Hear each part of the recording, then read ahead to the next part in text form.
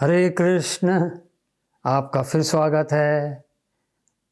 आपका साथी साधक योगेश स्वामी आपका स्वागत करता है सरल शाश्वत धर्म पे। अब हम आगे बढ़ते हैं कृष्ण की शरणागति पे, सर्वधर्म के त्याग पर क्या करना है हमें। शुरू बता ही दिया था, आपको नाम के बारे में बताया था और उसके अलावा आपको ये भी बताया था कि हर जगह कृष्ण को देखना। यह भी बताया था कि भाई व्यवहार जगत में ऐसा मत करना, व्यवहार तो वैसे करना जैसा उसका शरीर है। चूहे बिल्ली को बराबर नहीं समझ सकते, आदमी औरत को बराबर नहीं समझ सकते। ठीक है ना, जैसा आप करते हैं वैसा ही करना। कोई अधर्म मत कर बैठना धर्म का त्याग करके, है ना। आपसे तो धर्म का त्याग कर दिया, धर्म करते मत करना भाई, ऐसा आपको प्रार्थना है हाथ जोड़ के। अब इससे होता क्या है, ये सबसे ऊंचा धर्म खुद कृष्ण ने बता दिया। देखो, गीता का पहला वाक्य क्या है? धर्म, है ना। धर्म चेते कुरुक्षेत्र, धृतराष्ट्र पूछ रहे हैं उससे संजय से। और आखिरी शब्द क्या है? मम, मेरा। तो क्या हुआ गीता? मेरा धर्म, कृष्ण का धर्म। ठीक, इसमें क्या कहते हैं कृष्ण?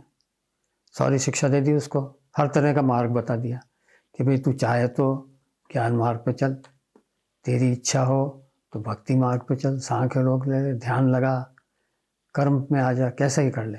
फिर हाथ में बताया कुछ भी नहीं कर सके, कुछ भी कर नहीं सके, नहीं है गुप्ततम गौतम जो है ना, सबसे सीक्रेट ऑफ ऑल सीक्रेट्स, वो बताया। फिर उसको बाद में पूरी भूमिका बांधी। फिर कहा सब धर्मों को छोड़ के मेरी शरण में आ जा। ठीक, अर्जुन ने क्या जवाब दिया? हाँ साहब, मेरा मोह नष्ट हो गया, आप जैसा कहोगे। वचनम है मतलब शब्द वचन, जैसा आप कहोगे वैसा करूँगा। उसने ये नहीं कहा जैसे आपने शिक्षा दी है। तो मतलब शरणागत वो है जो उसका गुरु भगवान जो कहे वैसा करूँ। जब आप कृष्ण की शरण में आ जाओगे तो आप वैसे ही करना जो कृष्ण आपको कहे। वो आपको कैसे कहने नहीं आएंगे जैसे मैं बोल रहा हूँ आपको, लेकिन आपको मिल जाएगा इंडिकेशन क्या करना है क्या नहीं करना। ठीक, तो ये तो हो गया अर्जुन की बात। अब उद्धव साहब को भी यही कहा, क्या करना है क्या नहीं करना है, वेद धर्म में कुछ सब छोड़ दे, मेरी शरण में आ जा। तो उद्धव तो कृष्ण उससे अर्जुन जैसा नहीं था, थोड़ा और एडवांस सोल था वो। ठीक है, ज्ञान मार्ग में भी था, वो बात अलग है। गोपियों ने उसके ज्ञान का गुमान को नष्ट कर दिया था, भक्ति मिलने आई थी उसको। लेकिन फिर भी उसने पूछ ही लिया कि कृष्ण क्या मेरे को सारे धर्म छोड़ने हैं? तो कृष्ण ने बहुत ढंग से समझाया कि धर्म छोड़ना क्या है।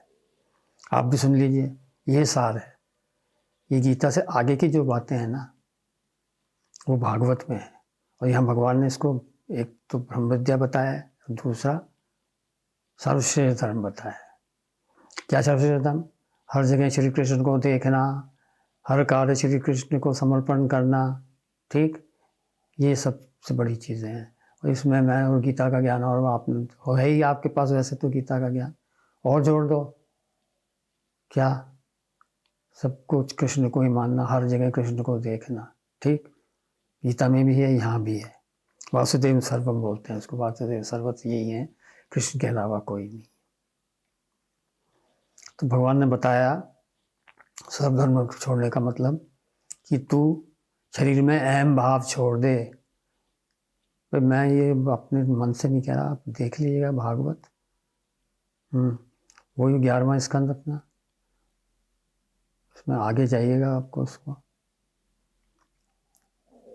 12वां अध्याय है। और उसमें श्लोक हैं 14-15, तो कृष्ण बताया वो, उसके आगे फिर समझाया कृष्ण ने उद्धव को। उद्धव के पूछने पर कृष्ण समझा रहे हैं सर्वधर्म छोड़ने का मतलब। जब पूछा उद्धव ने तो ये कहा कृष्ण, शरीर में अहम भाव छोड़ दे। हमने जो भाव बना रखा ना, मैं शरीर हूँ, तो कृष्ण तो बहुत पहले क्लियर कर चुके ना गीता में। तू शरीर नहीं है, शरीर में रहने वाला शरीर ही है, मेरा अंश है, मेरा अंश है। आप कृष्ण के अंश हो, आप ये शरीर नहीं हो, ये भाव को छोड़ो। शरीर में मैं और मेरापन छोड़ो, संसार मेरा है ये छोड़ो, ये भावना त्याग दो। ये है सब धर्मों को त्यागना। फिर क्या करना है? अपने फिर स्वरूप में स्थित हो जाओ। क्या स्वरूप है आपका?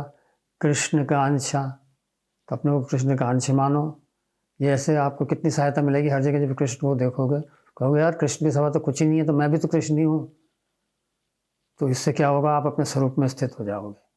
स्वरूप में स्थित होगे तो ऑटोमेटिकली आप बाहर के जो है ना आपके और कर्म कांड वगैरह और कुछ सब चीज़ें, वो तो आपको छोटी नज़र आएंगी। और कृष्ण की भक्ति, कृष्ण में तल्लीन रहना बड़ा समझेंगे आप। उसके लिए क्या करेंगे आप?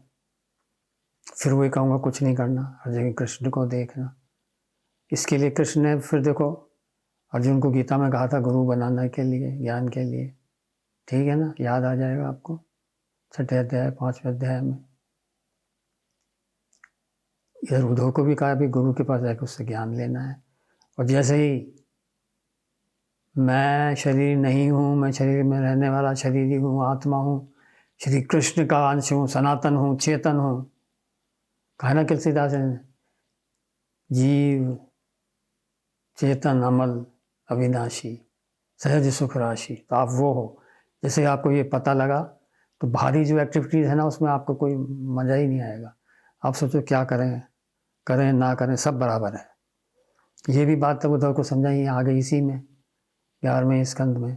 11वें स्कंद दिमाग है, ब्रेन है इसका, भागवत का। जैसे हार्ट तो वो गए ना रास वाले, 10वें स्कंद हार्ट हो गया, ऐसे ही ब्रेन ये है। तो यहाँ इन्होंने बताया ब्रह्म विद्या कहा है इसको। जैसे ही आपको पता लगा, अपने स्वरूप का ज्ञान हुआ, बाहर का धर्म ऑटोमेटिकली छूट रहा है आपका। फिर आपके लिए वेद विधान की कोई ज़रूरत नहीं है। फिर भी देखो अब बात आती है कि क्या कर, कुछ नहीं करें। मैं बार बार कह रहा हूँ आप कुछ नहीं करें। इधर कृष्ण ने, भगवान ने आपको बनाया ही ऐसा है, प्रकृति ने, कि आप एक क्षण भी बिना कर्म किए रुक ही नहीं सकते, करना ही पड़ेगा आपको। प्रकृति गुण कराएंगे आपको जबरदस्ती। जबरदस्ती का मतलब समझ गए ना, करना ही करना है। तो क्या करें साहब? तो भाई कर्म करने की रीत तो कृष्ण ने सिखाई रखी है पहले, वो कर्म करो। क्या कर्म? नाम जप करना कृष्ण का, हर जगह कृष्ण को देखना। इससे आपको बहुत बढ़िया भगवत प्राप्ति होगी, जल्दी होगी। भागवत धर्म के बारे में, जिसको कृष्ण ने सर्वश्रेष्ठ धर्म कहा है, धर्मों का त्याग। कृष्ण कहते हैं कि भाई जो कर्म तो आपको करने ही पड़ते हैं, मैंने बताया ना आपको, बिना कर्म के एक सेकंड के लिए वह कर्मा नहीं रह सके। तो जो कर्म आपको अंतर्मुखी बनाए वो करिए, स्वच्छता रखिए, इसी के मनाही नहीं है। और जो निषेध है या हिंसा, उस धर्म का पालन कीजिए। वो तो अपना पहले ही छोड़ा हुआ है ना, हिंसा, किसी को मारना नहीं, चोरी नहीं करना, ये तो पहले ही छोड़ रखा है अपन ने। ये तो करिए, और जो आपको अंतर्मुखी बनाए वो करिए। और तो और देखो, आपको यहाँ तक मैं कहता हूँ, कृष्ण ने यहाँ तक कह दिया कि अबे कोई कहता है साहब मेरे से तो भोग नहीं छूटते। अरे मत छोड़, भोग भोग ले, लेकिन भोग करते टाइम मुझे याद रख। तो आप भोग भोगते टाइम कृष्ण को याद रखो, लेकिन ये नहीं है कि मैं और भोगूंगा।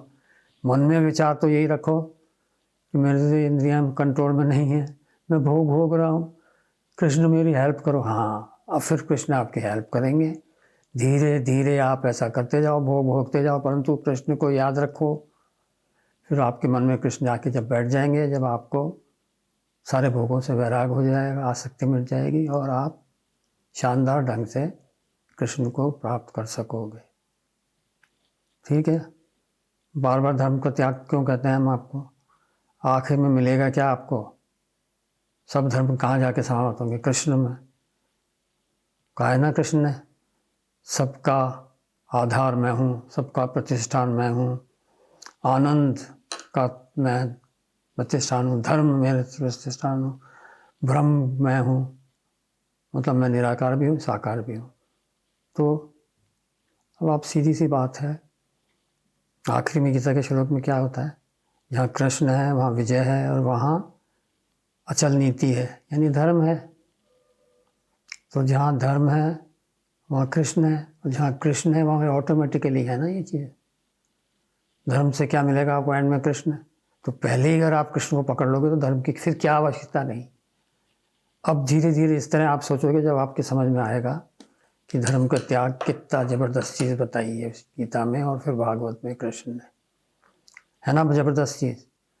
अब आप इसमें और आओ। भाई मैं धर्म को क्यों त्यागने के लिए कहता हूँ? आपको जब कृष्ण मिल गए तो मान लो आपको एक समुद्र भर के मीठा पानी मिल गया। अब आप क्या एक छोटे से गड्ढे वाले पानी की तरफ जाओगे क्या? नहीं जाओगे। ये बात समझ में नहीं आया तो गीता देख लो, चौथे अध्याय का 26वां श्लोक। ठीक है, मैंने आपके लिए अंडरलाइन किया है इसको अभी। फिर आप उसकी ओर देखेंगे भी नहीं। गड्ढे के पानी कौन देखेगा भाई? ऐसे ही जैसा आपको फिर वेदों की क्या ज़रूरत, जब कृष्ण आ गए आपका आखिरी चीज़ जब आपको प्राप्त हो गई, पहले की चीज़ छोड़ोगे आप।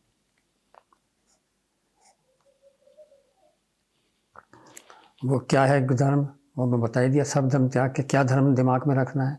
मैं ये शरीर नहीं हूँ, मैं कृष्ण का हूँ, कृष्ण मेरे हैं। अच्छा, मैं आपको फिर एक दफ़ा बता दूँ, आप अगर निष्काम भाव से वैदिक धर्म का भी अनुष्ठान करते हो ना, तो उससे भी मुक्ति मिलेगी आपको। तब कोई ऐसी बात नहीं है, परंतु थोड़ा मुश्किल है। डूज एंड डोंट्स में फंसे रहोगे आप। ये सीधा सा जैसे एरोप्लेन लैंड करता है ना, गाइडेड मिसाइल, वो आप जाके सीधे से कृष्ण लोक में जाओगे, गोधाम में। कहाँ गया मैं? कुछ नहीं, कोई रास्ते में कोई स्टेशन नहीं, कुछ नहीं, सीधे शिव लैंड कर गए वहाँ। ये है इस धर्म की विशेषता। और इसमें रास्ते में कोई डर भी नहीं है। अब मैं आपको फिर गीता में ले जाता हूँ। मेरे भक्त का पतन नहीं होता, कई तो इसका ट्रांसलेशन में आता है, कृष्ण कहते हैं मैं प्रतिज्ञा करता हूँ। कई जगह आता है, दोनों ही सही है में से, कई जगह आता है अर्जुन तू प्रतिज्ञा कर। ठीक, तू प्रतिज्ञा कर ज़्यादा पावरफुल है। खुद तो अपनी प्रतिज्ञा भक्तों के लिए तोड़ देते हैं ना। ये भीष्म के लिए किसने तोड़ी प्रतिज्ञा? भीष्म की खुशी के लिए। वो तो दिखावा था कि मैं अर्जुन को बचा रहा हूँ।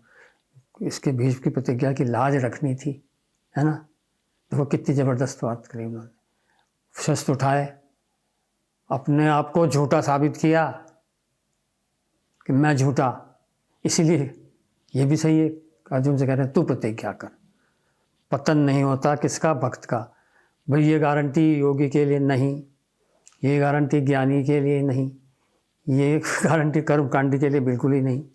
आप सबको याद है विश्वामित्र का, मेनका का, सबको पता है। सौभरी ऋषि भी थे, वो भी पतन हो गया उनका भी। वो महाराज इतने ऊँचे पहुँचे हुए सत्ययोगी थे कि जल के अंदर चढ़ के समाधि लगाते थे वहाँ एक दिन उन्होंने देखा मछलियों को कुछ भ्रष्टधन निभाते हुए। उन्होंने सोचा अपनी भी बेइज्जती होनी चाहिए, और मन में चले गए। आए राजा मानधना के पास गए, बोला भाई आपकी कन्या से ब्याह करूँगा। बोले साहब, उसने सोचा इस बुढ़े को कौन देगा अपनी कन्या। अब भाई पावरफुल आदमी थे, पावरफुल आदमी से कोई ऐसी डायरेक्ट बात भी नहीं कर सकता। उन्होंने गोल गोल घुमा दिया उसको, जैसे आजकल के नेता लोग बात करते हैं ना, कहो क्या उसका मतलब निकले कुछ। मैं देखो किसी पे कटाक्ष नहीं कर रहा, सीधी सी बात बता रहा हूँ आपको। तो वो गए वहाँ, तो राजा ने कहा महाराज हमारे यहाँ तो स्वयंवर का है। उसने कहा अच्छा, वो भी समझ गए। बोले टाल रहा है ये तो मेरे को। उसने कहा ठीक है भाई, तो कन्याएं कहाँ हैं? वो बुलाओ उनको। 50 थी, उसने 50 को बुलाया। तो भाई साहब ने इन्होंने इतना सुंदर रूप धारण कर लिया कि 50 उसमें मोहित हो गई और सबने वरमाला डाल दी। गए 50 के साथ गृहस्थी समाई आपने, कोई कोई पुत्र की है। फिर एक दिन खोपड़ी फिर खराब हो गई। बोले यार मुझे क्या मिला है, इतने दिन से मैं इसमें रह रहा हूँ घर गृहस्थी में, फिर साला मैं उसमें आ गया संसार सागर में, फिर भवसागर में फंसा हुआ हूँ। और नो नो नो, फिर वो वापस आ गए भक्ति की तरफ। और फिर उन्होंने अपना शरीर त्यागा, और साथ साथ उनकी पत्नियाँ भी गई, उनका भी मोक्ष हुआ, पत्नियों को भी मोक्ष हुआ। तो ये गारंटी भाई साहब से भक्त के लिए है। और दूसरी गारंटी लो भक्त की, ये नारद जी से कहलवाया है भागवत में। आप सब इसको चेक करो, मैं बोल रहा हूँ आपको। प्रथम स्कंद भागवत का 5वां अध्याय, इसमें 17 से 19 तक आगे तक श्लोक पढ़ लेना, 20 तक भी पढ़ लेना। इसमें भक्ति की महिमा बताई है। जो भक्ति नहीं करते उनको क्या मिल गया भाई, क्या मिल गया तुम्हें? संसार मिल गया, ये मिल गया, वो मिल गया, भगवान तो नहीं मिले ना। और फिर दूसरे कहते हैं जिसने केवल भक्ति करी और कुछ नहीं किया उसको क्या मिला? और उसको तो सब कुछ मिल गया। फिर भक्ति की तारीफ नारद जी कर रहे हैं। सुनो, कोई भक्त उसकी अगर भक्ति पूर्ण नहीं हो और बीच में ही उसकी छूट जाए, कोई बीच में वासना आ जाए, पतन हो जाए, पतन जैसी चीज़ नहीं है, तो भटक जाए, मतलब उसको पूर्णता प्राप्त ना हो, तो क्या होता है उसका?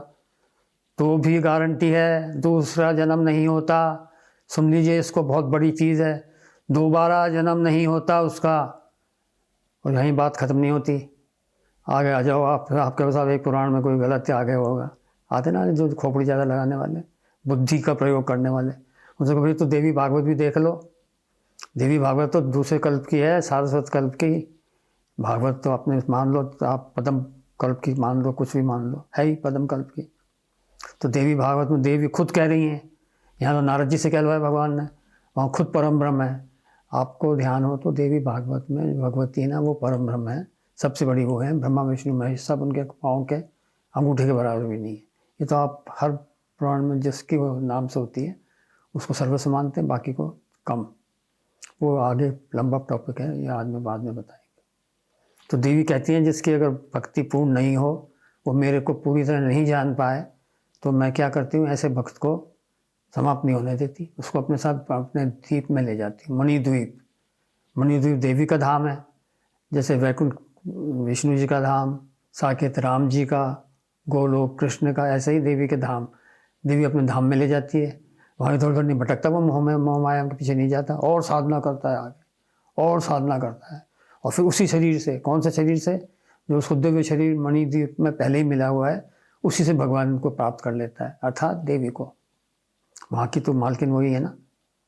ये तो कहने का मतलब है, अगर जैसे देवी ने कहा मणिद्वीप, तो ऐसे आधे अधूरे भक्त हम भी जाएंगे कृष्ण लोक में, राम जी के भक्त तो साकेत में जाएंगे। ब्रह्म तो एक ही है ना, जो हमारा इष्ट होगा उसी के पास हम जाएंगे, और फिर वो वहाँ पर दूसरा जन्म ग्रहण नहीं करेंगे, हम उसी शरीर से, उस दिव्य शरीर से ही भगवान को प्राप्त कर लेंगे। यानी दोबारा जन्म नहीं होता। किसका? भक्त का। तो भक्ति में लगे रहो, और सबसे आसान भक्ति कृष्ण ने बता ही दी है, इसको खुद ने श्रेष्ठ जज किया है। तो भगवान ही जज कर दें जिसको श्रेष्ठ, उसमें कोई गुंजाइश है क्या किसी की? ये तो हुआ ये। अब आगे आप अनन्यता को एक बार समझ लीजिए। और कृष्ण के अलावा कोई नहीं। भाई रेस्पेक्ट तो आप सबका करो, और देवताओं के और रूपों का करो, भगवान के, देवी का भी रेस्पेक्ट करो, हनुमान जी का भी करो, शिव जी का भी करो, सबका करो। परंतु मेन जो उम्मीद है ना, मेरा आसरा तो यही है, वो आसरा कृष्ण को रखो, फिर आपके मज़ा ही मज़ा है, आनंद ही आनंद है। ये हो गया सबसे श्रेष्ठ धर्म। आगे इसी धर्म के बारे में एक दो छोटी मोटी बातें और बताएंगे। तब तक के लिए आपसे आज्ञा ले लूँ। हरे कृष्ण हरे राम राम राम हरे हरे, हरे कृष्ण कृष्ण कृष्ण हरे हरे।